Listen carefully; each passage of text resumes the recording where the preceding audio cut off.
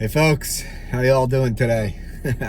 So, welcome back to Fast Entrepreneur. My name is Justin, and on this channel, we talk about money, we talk about how to make money, and we just talk about different strategies on life. So let's get into it. This video, specifically, I want to talk about money. I want to literally talk about money. I want to talk about what it is, how it's created, price of money, interest rates, inflation, and I guess the title of the video, I don't know what I'm going to title it, but it ought to be why you're probably losing money and you don't even know it. So let's get into it. Why would I say that? Why would I say that you're probably losing money and you don't even know it? Well, let's first start out with what is money? So money, if you go back in time, it can play a lot of different roles. People use it as currency, right? They can exchange for goods or services. People use it to store value, to store something of worth. We've used a lot of different things throughout history as money. It doesn't really matter what money is. But in today's day and age, most people think of money, your coins in your pocket or your paper doll, your paper bills. And the word we use for that is fiat. So when I hear fiat, I like to think fake. Why? Well, it's just made up. It has value because we give it value, because we trust that somebody else will believe it has value. And as long as there's trust in your bills and your coins in your pocket, all is good until it's not. You see, in the United States, well, let's go back to 1945. The U.S. after World War II became the dominant super world, power. And there was a conference called the Bretton Woods. And some guys got together and basically they set out this new money system. And what it did, along with many other things, it kind of put the US dollar, that currency, at the forefront of everything. And the US dollar became the world's reserve currency. And that's important because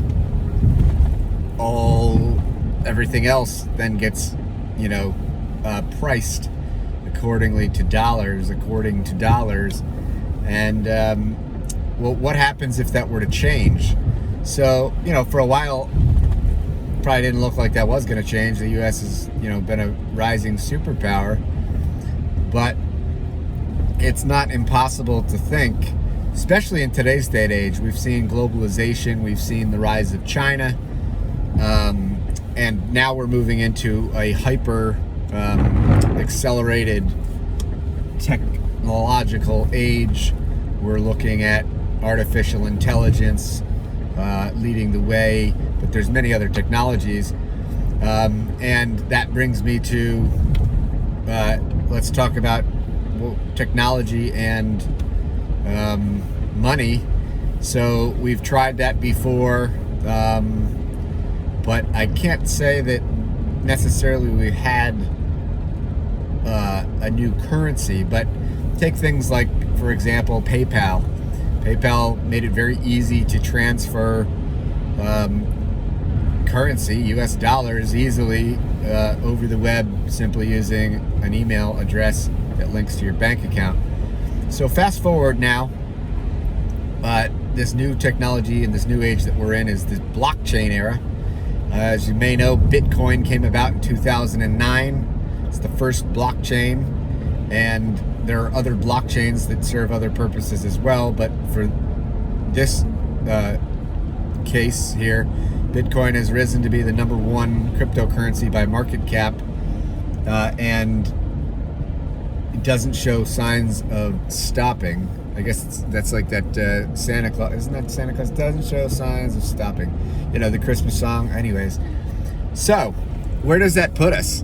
And why at the beginning of this video did I say you're probably losing money and you probably just don't even know it? Well, here's the deal. Unless your currency is backed by something hard, you have to think about well, what causes the price of a currency to rise or fall or appreciate or depreciate? So you can think of supply and demand. Now, the demand may waver over time, right? And that's relative to other currencies. But your supply can also be elastic, meaning it can change, especially when you're dealing in these fiat or fake currencies, these dollar bills and these coins in your pocket, because the governments in charge basically have a printing press, and the printing press go that's the sound of a printing press, by the way. And whenever they want to print, if they need to stimulate the economy, or if there's a bad downturn like we've seen recently, and many of their citizens are hurting, you can just print money out of thin air, basically. Now, the goal is that this money will be used and hopefully will stimulate the economy, and then real growth. That's the point. That real growth in the economy, real goods and services, will pick back up, and therefore, your prices may go up, but you've created actual real value. But if that's not the case, and as we've seen so far, we haven't had a major recovery, but yet we're seeing stocks go flying high in the stock market. But a lot of people are sitting home on unemployment. People are working less, not as productive. Now, that's not every sector, but come on, we all know what's been going on. So what happens if we print too much money? And, well, I guess theory and history would suggest inflation. So what is inflation? Inflation simply is just the prices start to rise. And if relative to what they back, if you're not, you have to think about what is your dollar worth. And so I like to think in purchasing power. If your dollar today is only gonna, is purchase you, I don't know, a certain goods, or what a dollar costs you today. Well, what happens in 10 years if that same dollar doesn't hold up, doesn't have the same purchasing power? And I understand we can adjust for inflation, and that's what we have to do. But here's the deal. So far, the Federal Reserve in the United States, they claim that they try and keep inflation and unemployment in check and in range, and they do so by, I don't want to say manipulate, but they have the power to raise or decrease interest rates. Interest rates are simply the price of money. So people don't often realize, that money actually has a price, right? So, that's why if you go to the bank and you put your money in the bank, they're going to pay you a very small interest rate, I should say. But that's the price that they're willing to pay you, so that they can have your money, and then they're going to take that money and go lend it out to somebody else, and most likely charge, much higher price. They'll probably, charge at least 10 times or 20 times than they're paying you interest. So now, why is that important? Well, when interest rates are high, people don't often want to take out as many loans, and so you can kind of curtail the money supply. You can curtail, and bring that back. But if you want to stimulate the economy, you put interest rates closer to low, and now we've got close to zero, hoping to stimulate the economy. But here's the deal. At some point, we used to have our dollars backed by real gold, meaning, in theory, that your dollar was actually backed by, some part of gold bullion. Well, that's not the case anymore. 1970s, Nixon, we took us off that. So our money is now relative. It kind of just floats, in existence compared to other assets.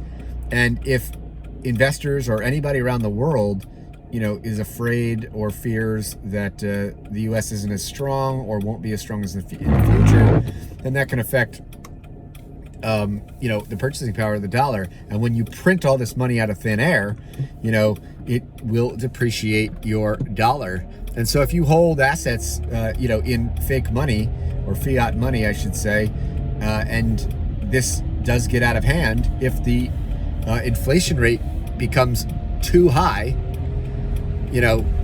then you could start to really, really, really see big changes in a short period of time. So I'll stop this here. We'll go on to the next video.